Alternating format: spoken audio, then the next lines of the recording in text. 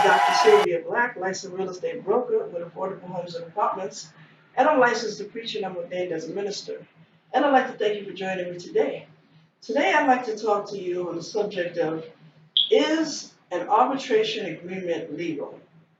In other words, is it legal for a company to compel a potential employer applicant to sign an arbitration agreement as a condition of employment? And I want to answer that question for you today. And I'd like to thank you for joining me today for Real Estate, Religion, and You. And today I'm going to be coming from my book, Sue Your Former Employer for Wrongful Termination and Good, which I'm probably going to include what I'm talking about today in my book. Okay? It's Sue Your Former Employer for Wrongful Termination and Win. And this book will be available, or is available, on lulu.com.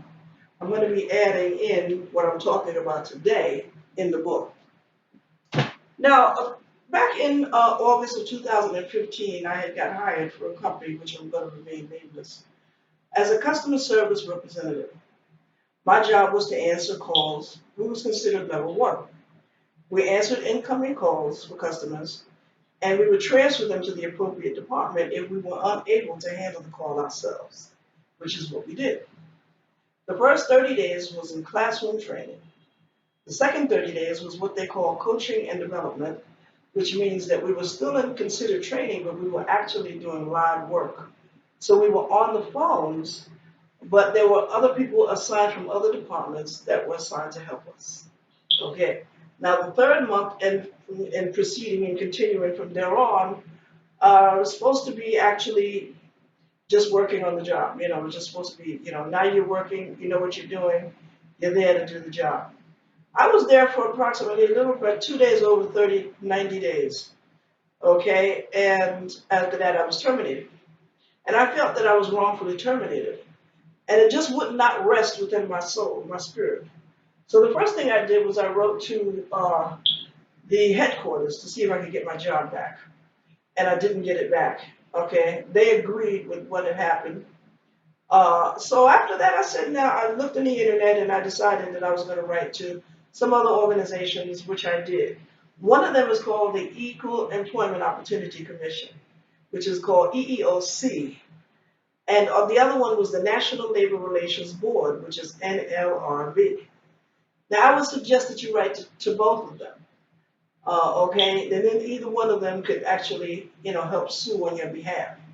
However, EEOC can actually sue and get you big money if they win for you. And NLRB will get the smaller money. But nevertheless, money is still money, right?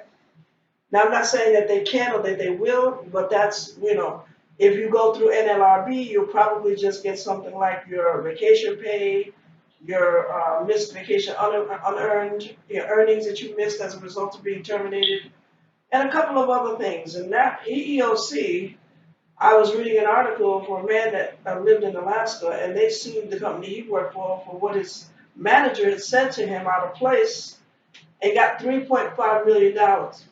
Okay?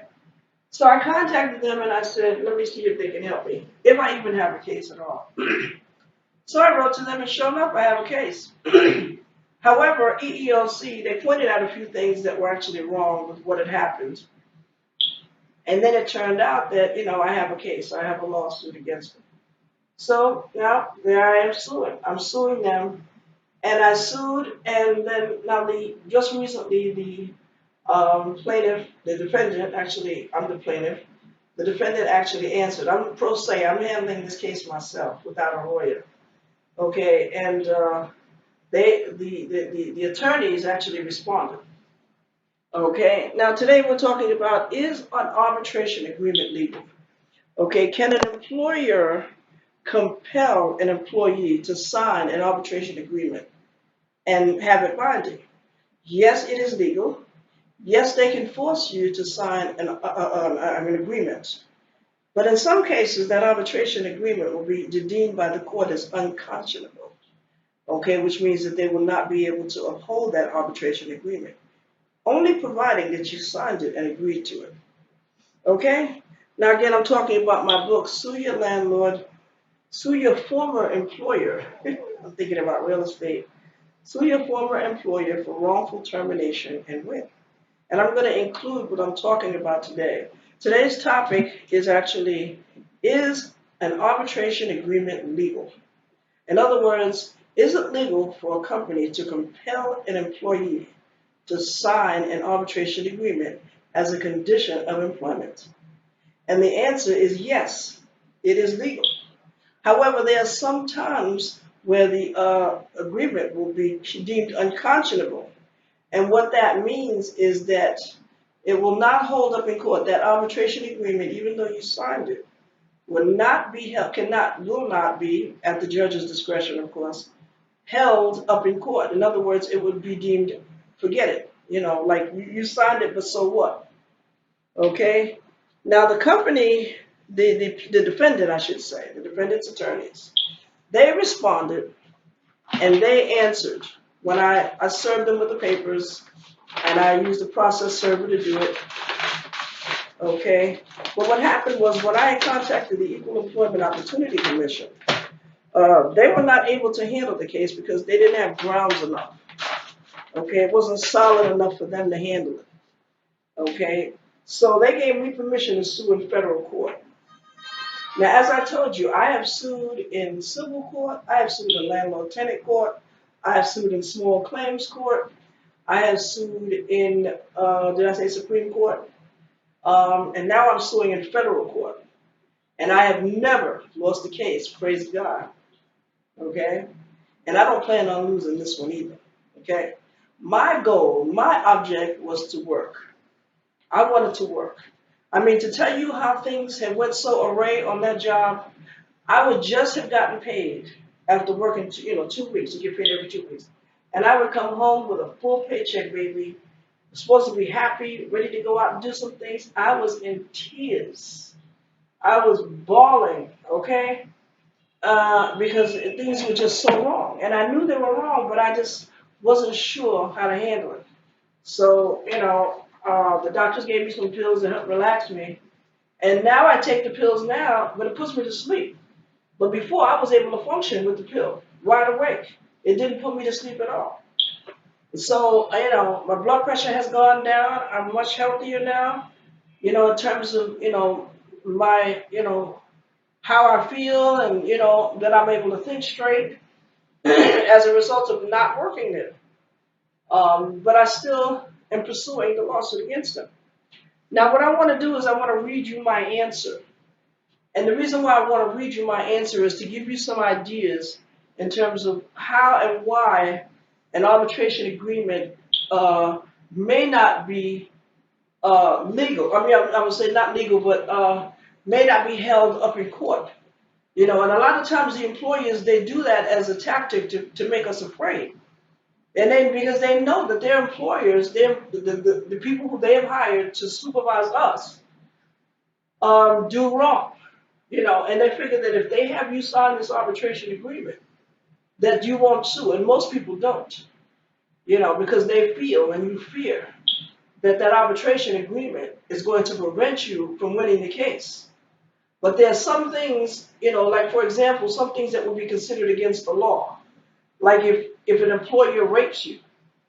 Now, if your supervisor rapes you, you can just simply go to the doctor and have that sperm tested, and they can test the perpetrator's DNA, and the DNA match, that's open and shut case right there. So for somebody to rape you, that's illegal. That overrides and supersedes any arbitration agreement that you would sign with an employer. Okay?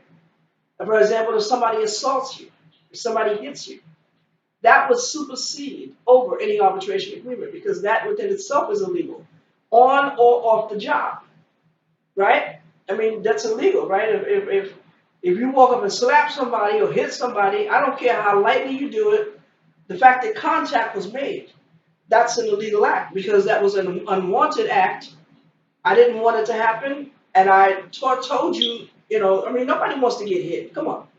Okay, so I'm going to read you my answer, and I'm going to try to remember to leave out the name of the company. Okay, and I remember I'm the plaintiff, and the company is the defendant. So first, what you need to do is you'll get the instructions Should the EEOC give you permission to sue in federal court, they will give you a pamphlet worth of instructions. Plus, they have lawyers that are assigned as volunteers to help us answer our questions. But every time when I went there to get some answers, the lawyers that were there represented the very company that I'm suing. So it was a conflict of interest and I could never get any assistance. So I decided just to get the papers and just do it myself. Okay, now what the lawyers had did when they wrote, they threatened me. They said, "You signed an arbitration agreement." I doubt if that binds me for the rest of my life.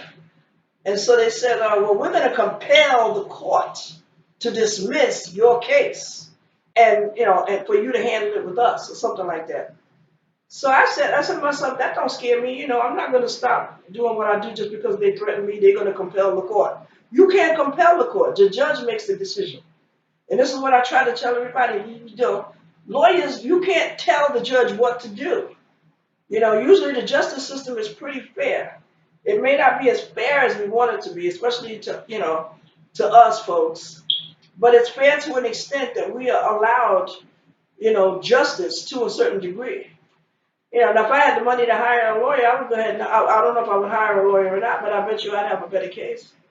Or no, I won't even say that. No, because I'm probably going to win, and I think I know what I'm doing. So the first thing I have is a notice of motion. Now I'm arguing against the defendant's request to compel and stay. In other words, they want my case to be dismissed and I'll be forced to arbitrate with the company because they claim that I signed an arbitration agreement, which I did not. They sent me a copy of the paperwork that was supposed to be an arbitration agreement, and I want to show you what it looks like. This is a screenshot of a paper that they sent. Okay, this is supposed to be an arbitration agreement. Now, doesn't that look like they took a picture of it from the computer? And my signature is nowhere on there. Okay? Now check it out. Please take notice that the undersigned will bring a motion to compel defendant to dismiss their alleged arbitration agreement and have the case heard in federal court, and dismiss defendant's request to compel and stay.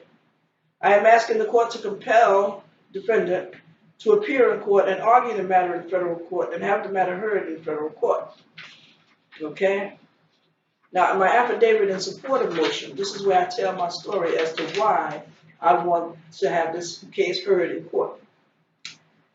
This is in response to the defendant's request to compel and stay based on an alleged arbitration agreement. First of all, I knew nothing of an arbitration agreement or during or after my tenure with the defendant until now, which was August 29, 2016, when I first got a copy of that page that I showed you. Okay?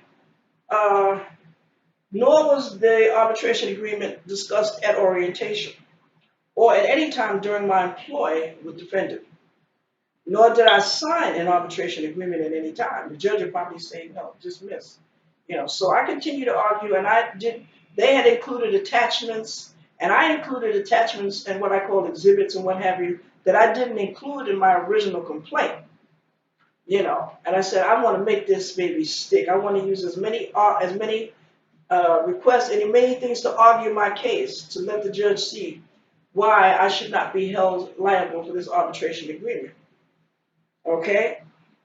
So now here it goes on to say, this is the first time that I've been informed of such an arbitration agreement, and the first time I received a copy of same. What they sent me looks like a screenshot of the photo. Furthermore, when I brought my complaint before the EEOC and the NLRB, defendants' attorneys were contacted by them. Defendants' attorneys did not mention this arbitration agreement to them at any time until now. EEOC has given me permission to file my case in federal court, and defendants' attorneys were informed and did not object to EEOC or NLRB's responses then, so they should not be allowed to object now. On their website, when I filled out an electronic application, see attachment 7, there was no link to click on to obtain a copy of the arbitration agreement. Please see attached arbitration agreement that was sent.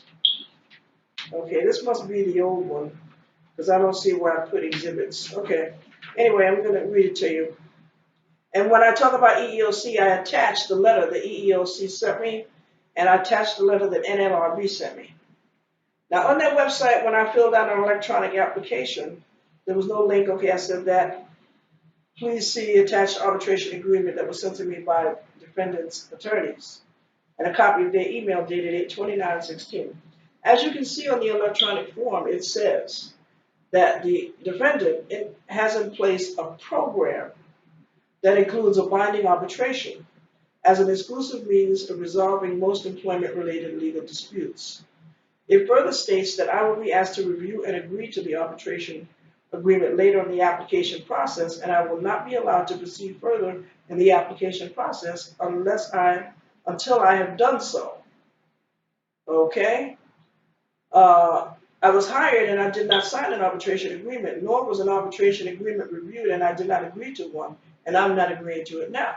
So what that sentence is saying, see, because I'm a writer, and I've always been taught to use common sense growing up, and I know that lawyers only want to deal with facts. So first of all, just briefly going over this, just going over these last few things. Okay, as you can see, the defendant has in place what they call a program. Now, I question that. I would dispute that in part and in whole. Now, I said, first of all, you have a program in place? Does that mean what, a drug rehab program? What kind of program do you have? A first-time home buyer program? What kind of program are you talking about? Okay? Which includes a binding arbitration. Okay? Which means that the arbitration is binding. Okay, arbitration means to settle out disputes amicably amongst each other without going outside, to other sources, which could be anybody, legal, your mama, your daddy, anybody. Okay, you remember how you used to go to school and whatnot, and somebody would pick on you, and then your mom and your daddy would come knock on their door. I remember my mother and my father would knock on their door, and that woman came to the door with a frying pan. She came with one of them cast iron frying pans, honey. So that was grounds enough for us to say, okay, we'll see you later. So we knew that no arbitration was going to go on here. Okay? So what that's saying is that the arbitration itself is binding. Okay?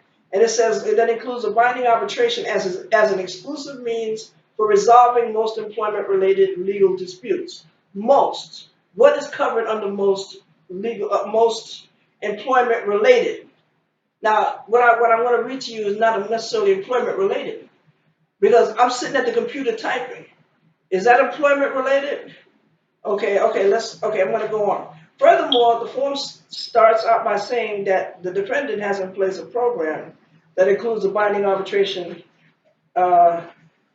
It doesn't say anything about a binding arbitration agreement or a forced arbitration agreement, which employees are bound by during their employ and after. And the reference to having a program can be inferred as a training or agenda, not a binding stipulation. Okay? Defendant wrote the law. She committed illegal acts against me, and she should be held liable for her illegal acts. I was assaulted on the job by another employee. I was discriminated against, ridiculed, yelled at, isolated, and fired, among other things. And the defendant wants to arbitrate now? I don't think so. Defendant is no better than any other person who commits a criminal act against another human being. If the defendant handled their disputes when I complained about them during my employment with them, which they did not, I may not have had to bring the matter to federal court or to complain to EEOC or NLRB or the Division of Human Rights and a host of other companies. But defendant did nothing to resolve the disputes at all, ever. And now they are using this arbitration as their defense. I'm asking that the request be denied and compel and stay. I'm asking that defendant is compelled to appear in court and argue this matter and have the matter heard in federal court. Furthermore, in Arnold versus Burger King, where an employee alleged that she was raped by a supervisor while at work, the Ohio State Court struck down a forced arbitration agreement signed by the employee. The court held that the arbitration agreement was procedurally unconscionable given the disparity in bargaining power between the parties and substantively unconscionable as it sought to include a claim of rape within its broad scope. Thus, the combination of procedural and substantive unconscionability rendered the agreement unenforceable. Okay? I argue defendant's arbitration agreement as a whole and in part. Defendant breached their contract, and defendant, my former supervisor, committed illegal acts against me, which she documented in my exit interview papers and are included in my complaint along with other documents. And I included a copy of it in this argument here. I put exhibit. I forgot what the exhibit was. Okay, she accused me of serious allegations which could have cost me my freedom and the ability to find gainful employment elsewhere, and documented these accusations in my exit interview papers, in which I could not have committed because my job duties did not entail such as being dishonest with auditors and regulators during investigations. I never met an auditor and I never met a regulator. I have no idea who these people are. B, falsifying bank statements, falsifying bank records, and falsifying customer documents. I handle calls on the phone. I never touched a document. Okay? I never falsified any records. I don't have access to do that. When we pull up their account to discuss what the transactions they want to talk about, we have no way of altering that. We can't change that. So she's accusing me of illegal acts now, which could have got me possibly incarcerated. And then I would have had a criminal record and I wouldn't be able to get a job nowhere. Not a decent job. Okay? She would not allow me reasonable accommodations and fired me for putting a customer on hold while I went to the restroom. Okay, we have to put customers on hold while we handle on hold for transactions that we don't handle. Like I said, we're level one. We don't handle everything.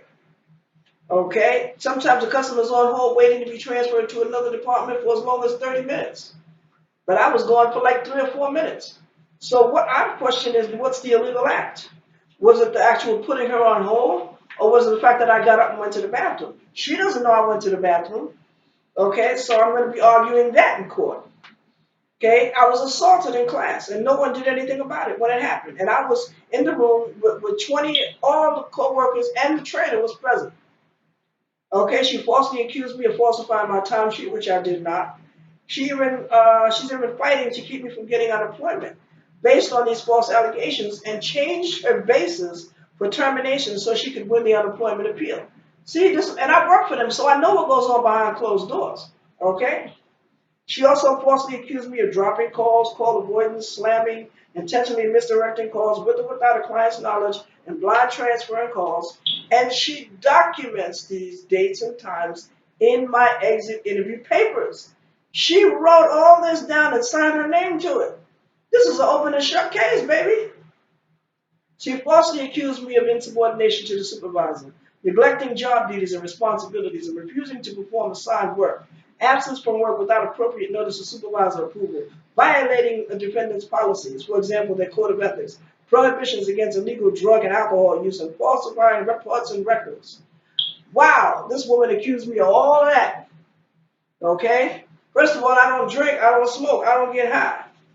Okay? Defendant discriminated against me and documented her words in the exit interview papers. See exhibit so and so.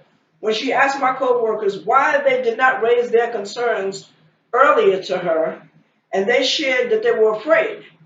But she did nothing when I confronted her about being assaulted.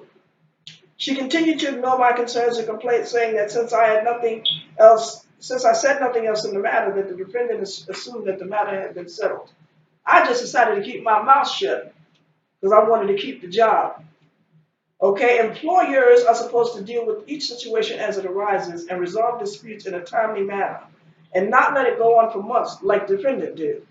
It took the defendant 3 months to resolve an issue that could have been resolved in 3 minutes. This is not a binding resolution for either of us.